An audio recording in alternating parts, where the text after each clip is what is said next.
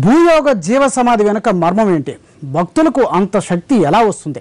అసలు గాలి లేకుండా అంతసేపు ఎలా ఉండగలరు? చూసే ప్రతి ఒక్కరికి ఇదే అనుమానం కలుగుతుంది. కానీ అదంతా దైవ మహిమే అంటున్నారు భక్తులు. శక్తులు సిద్ధిస్తాయనో మోక్షం లభిస్తుందనో ఒక్కొక్కరు ఒక్కొక్క పని చేస్తుంటారు. ఇక్కడ మాత్రం కేవలం మానసిక ప్రశాంతత కోసమే ఇంత రిస్క్ తీసుకుంటున్నారట. పాపాలు చూడలేకో దారుణాలు వినలేకో ఈ సమాధి ప్రక్రియ చేయడం లేదు.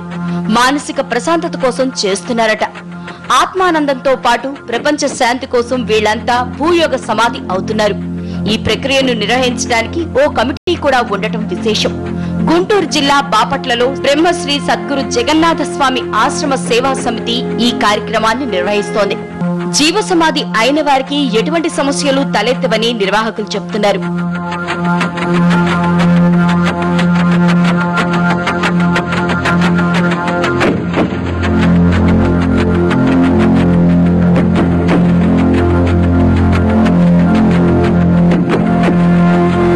ఈ యొక్క మహాయజ్ఞం ఫలితం ఏంటంటే, ఈ యొక్క మహాఫలితం వల్ల కలియుగంలో జరిగే ప్రతి ఈది బాధలకు కానివ్వండి, పాడి పంటలకు, అలాగే వచ్చే ఉప్పిళ్ళు ఇలాంటివి జరగకుండా ఈ యజ్ఞ ప్రభావం ఉంటుంది. కారణం ఇది దైవక్రియ కావడమే.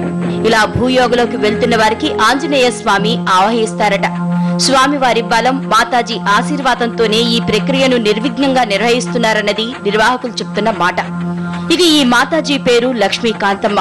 పొన్నూరు అభయాంజనేయ స్వామి దేవస్థానం ఆశ్రమంలో ఉంటారు. ఇక్కడ జరిగే కార్యక్రమానికి కర్త, కర్మ, క్రియ అన్నీ ఈ మాతాజీనే. అమ్మ ఆశీర్వాదం లేకపోతే సురక్షితంగా బయటకు వచ్చేవాళ్ళమే కాదంటుంటారు. అంతేకాదు, మాతాజీ చేసే భజనలకు ఇక్కడ కొంతమందికి పూనకాలు కూడా వస్తాయి. కొందరు నాట్యాలాడుతుంటే మరికొందరు పాములా నృత్యం చేస్తుంటారు.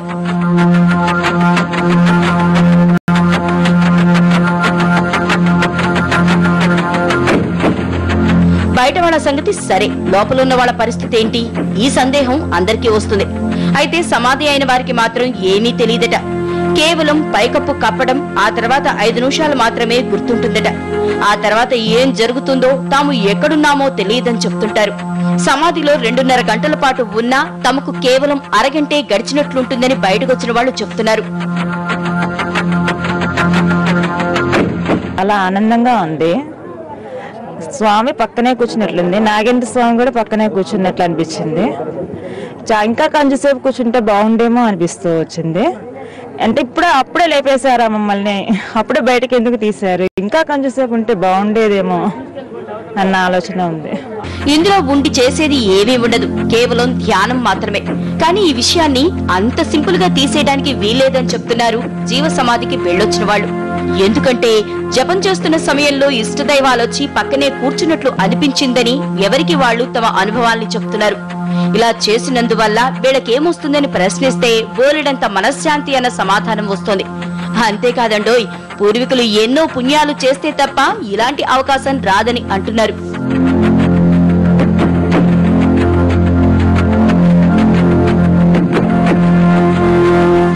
భూయోగ జీవ సమాధి మర్మం ఏంటి? భక్తులకు అంత శక్తి ఎలా వస్తుంది? ఈ సమాధి ప్రక్రియలో పాల్గొనే వాళ్లలో కొత్త వాళ్ళు కూడా ఉంటారు. అంత మాత్రాన వాళ్ళు భయపడనక్కర్లేదట. పోనీ అంతకుముందు యోగా, ధ్యానం లాంటి వాటిల్లో శిక్షణ ఏమైనా ఉంటుందా అంటే అది కూడా ఉండదట. కానీ ఇందులో ఉండేందుకు శక్తి మాత్రం బయట ఉండే మాతాజీనే ఇస్తారట. తన దివ్య దృష్టితో గాలి లేకుండా తట్టుకుని ఉండేవారినే ఎంపిక చేస్తుందట. మరి దీని వెనక మర్మం ఏంటని అడిగితే అంతా ధైర్యచ్చని చెప్తున్నారు. ఇదిగో ఇక్కడ కనిపిస్తున్న ఆవిడ పేరు ఈశ్వరమ్మ. ఈ ప్రక్రియలో పాల్గొనడానికి చెన్నై నుండి వచ్చింది. ఇంట్లో వాళ్ళు వద్దని వారించినా ఈ కార్యక్రమంలో పాల్గొంది. అదేమంటే ఆ దేవుడే తన ప్రాణాలు నిలబెడతాడన్న నమ్మకంతో వచ్చానని సమాధానమిస్తోంది. మాకు స్వామివారి అనుగ్రహం ఇచ్చారు, కూర్చోవాలనిపించింది మాకు. దీని హోమాల కోసంగా వచ్చాము. మేము మెడ్రాస్ నుంచి వచ్చుండాను. నేను 3వ నేను కూర్చోవటం. మొత్తానికి భూయోగ జీవ సమాధిలో పాల్గొన్న వారికి ఏ హాని జరగదని హామీ ఇస్తోంది నిర్వాహక కమిటీ. గత 16 ఏళ్లుగా ఈ కార్యక్రమాన్ని విజయవంతంగా నిర్వహిస్తుండటమే నిదర్శనమని చెప్తున్నారు.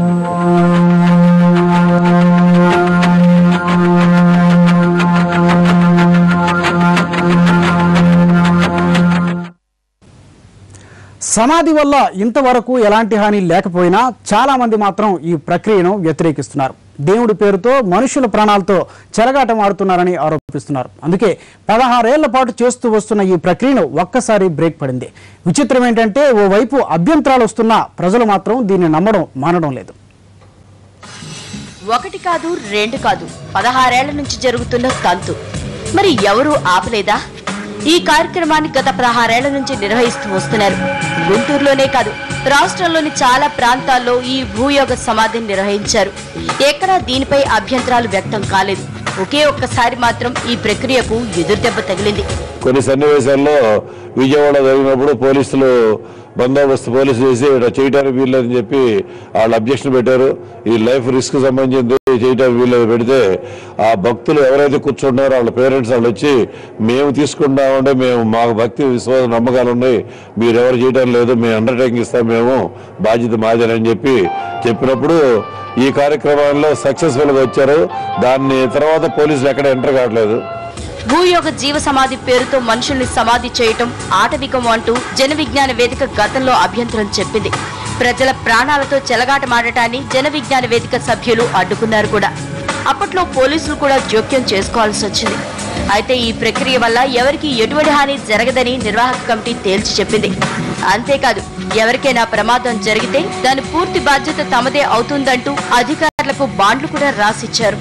అప్పుడు కానీ కార్యక్రమం యథావిధిగా నడవలేదు. భక్తి భావాలు లేని వాళ్ళు కూడా ఇది చూశారు. ఇక్కడ గాలి లేదు, మోసం లేదు, ఏమీ లేదు. అందరి సమక్షంలో భూమిలో పంపిస్తారు, నిత్యం భూమిలో దిగుతారు, తర్వాత కవరేజ్ చేస్తారు. మీరు అందరు చూస్తున్న అందరూ పబ్లిక్ అందరూ చూస్తుండగానే రేకులతో కవర్ చేస్తారు. ఆ తర్వాత మ్యాట్ వేస్తారు. ఆ తర్వాత భూసమాధి తీసుకుపోసేస్తారు. ఎలాంటి గాలి లోపలికి వెళ్ళడానికి వీల్లేదు. అందరూ చూస్తుండే జరుగుతుంది. భూయోగ సమాధి గురించి రాష్ట్రంలోని చాలా మందికి తెలిసిపోయింది. ఇందులో పాల్గొన్న వారికి ఏం కాదనే భరోసా ఇవ్వడం, రాష్ట్రంలోని పలు ప్రాంతాల్లో విజయవంతంగా నిర్వహించడంతో ప్రజల ఆదరణ కూడా పెరిగింది. అందుకే బాపట్లలో భూయోగ సమాధిని నిర్వహిస్తున్నామన్న ఏ అధికారి కూడా అడ్డు చెప్పలేదని నిర్వాహకులు చెబుతున్నారు. మన హైందవ ధర్మంలో ఉన్నటువంటి నమ్మకాలను మూఢనమ్మకాలని చెప్పి విమర్శించే హేతువాదులకి మన మతం గొప్పది కాదు, ఇతర మతాల్లోకి జనాన్ని ఆవరించే ఇతర మతాల వాళ్ళకి ఇది ఒక పెద్ద గుణపాఠం. ఇదిలా ఉంటే విహెచ్పి నేతలు కొందరు ఇదొక అద్భుతమైన దైవ సంకల్పమని చెబుతున్నారు. 2 నిమిషాలు గాలి పీల్చడం మానేస్తేనే చచ్చి శవమయ్యే మానవులు 2.5 గంటల పాటు సమాధిలోకి వెళ్లడం అద్భుతమైన ప్రక్రియ అంటున్నారు. హిందూ సంప్రదాయాల్లో మంత్రానికి ఎంతో బలముంది. ఇక్కడ జరిగే ప్రక్రియకు కూడా ఆ మంత్ర బలమే అండ. సమాధిలోకి దిగే వారికి మాతాజీ ఉపదేశించే మంత్రమే వీరికి అండదండ. అందుకే విహెచ్పి నేతలు కూడా మంత్రశక్తే ఈ అద్భుత ప్రక్రియకు కర్త కర్మ క్రియ అని చెప్తున్నారు. నాస్తికులే కాదు, జన విజ్ఞాన వేదిక సభ్యులు కూడా ఈ ప్రక్రియలో పాల్గొనవచ్చని చెబుతున్నారు. ఇంకా ఏవైనా అనుమానాలుంటే ఓ సాధారణ వ్యక్తిని సమాధిలోకి పంపి క్షేమంగా బయటకు తీసుకొస్తామని సవాల్ చేస్తున్నారు. ఎందుకంటే ఈ యొక్క విన్యాసం వారు చూసిన యొక్క విన్యాసం ఏంటంటే 3 గంటల పాటు ఎటువంటి వాయువు సంభావన లేకుండా భూగర్భంలో ఒక గురువు యొక్క ఆశీర్వచనం మంత్రోపదేశం తీసుకొని ఆ గురువు యొక్క శిష్యుడు పొంది ఆ విధంగా మనందరం ఇన్ని వేల మంది చూస్తుండగా, మీ టీవీలో వాళ్ళంతా డైరెక్ట్ టెలికాస్ట్ చేస్తుండగా 3 గంటల పాటు ఉండి వాళ్ళు బయటికి ఎంతో ఆరోగ్యవంతంగా బయటకు వచ్చి మేము లోపల ఆనందించామని చెప్పడానికి ఇది హైందవ ధర్మంలో ఉన్న గొప్పదనం. ఏ ఇతర ప్రపంచంలోని ఏ ఇతర ధర్మాల్లో ఈ యొక్క యోగ అనుభూతి లేదు. 2.5 గంటలు గాలి లేకుండా ఎలా? ఇదంతా దేవుడి మహిమేనా, మనిషి మాయనా? 2.5 గంటల పాటు భూయోగ సమాధిలోకి వెళ్లడంపై జన విజ్ఞాన వేదిక మండిపడుతోంది. గాలి పీల్చకుండా మనుషులు బతికే అవకాశం లేదని చెప్తున్నారు. వయసుతో సంబంధం లేకుండా భూయోగ సమాధిలోకి వెళ్లడం ఉట్టి బూటకమని కుట్టిపారేస్తున్నారు. పైగా దీనికి దేవుడు ముసుగు వేసి ప్రచారం చేయడం ప్రజల్ని మోసం చేయడమేనని మండిపడుతోంది జన విజ్ఞాన వేదిక. కానీ మాకున్నటువంటి సైంటిఫిక్ పరిజ్ఞానం ప్రకారం మనకి ఆక్సిజన్ తోటి జీవించేటువంటి జీవరాశుల్లో మన మానవులు కూడా ఒకటి, హ్యూమన్ బీయింగ్స్ కూడా ఒక తెగ. అందువల్ల ఖచ్చితంగా మనం బ్రతకాలి అంటే, జీవించాలి అంటే ఆక్సిజన్ కంపల్సరీగా అవసరం అవుతుంది. సిద్ధ సమాధి యోగా కావచ్చు, లేదంటే ప్రాణాయామం కావచ్చు, ఏ యోగా అయినా సరే ఆక్సిజన్ తోటి ఖచ్చితంగా మనకి ఖచ్చితమైనటువంటి మినిమం ఎసెన్షియల్స్లో ప్రాణాధార అయినటువంటి విషయాల్లో ఆక్సిజన్ ఖచ్చితంగా అవసరం అవుతుంది. ఆక్సిజన్ లేకుండా ఇలా సమాధిలో ఉండటం మాయని చెప్తున్న జన విజ్ఞాన వేదిక సభ్యులు తమని కూడా ఆహ్వానిస్తే ఇందులో ఉండే అసలు కిటుకును బయట పెడతామని సవాల్ చేస్తున్నారు. ఒక ఎక్స్పెరిమెంటల్ గా మనం ప్రూవ్ చేసేదానికి వీలు కానటువంటి పరిస్థితి. ఈ సిద్ధ సమాధి యోగాలో కూడా ఖచ్చితంగా ఒక శాస్త్రీయత ఉంటుంది.